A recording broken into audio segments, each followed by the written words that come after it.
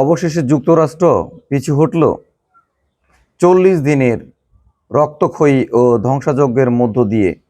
Iran এবং যুক্তরাষ্ট্র ঐতিহাসিক যুদ্ধবিরতিতে সম্মত হয়েছে।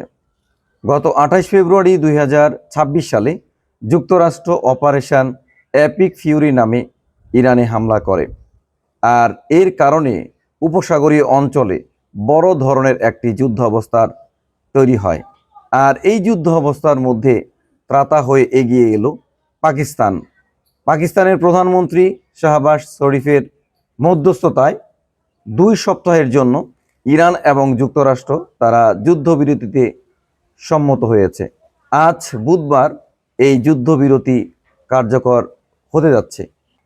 এই যুদ্ধবিরতিতে ইরান ১০ দফা প্রস্তাব দিয়েছে, আর এই প্রস্তাবগুলো সবগুলোই নিষেধাজ্ঞা প্রত্যাহারের প্রস্তাব।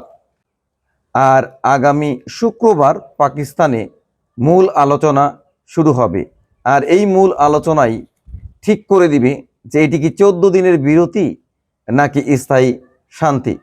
ইরান এবং যুক্তরাষ্ট্রের মধ্যে আসলে কি স্থায়ীভাবে শান্তি প্রতিষ্ঠিত হবে?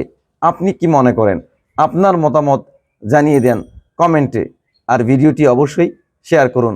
ধন্যবাদ।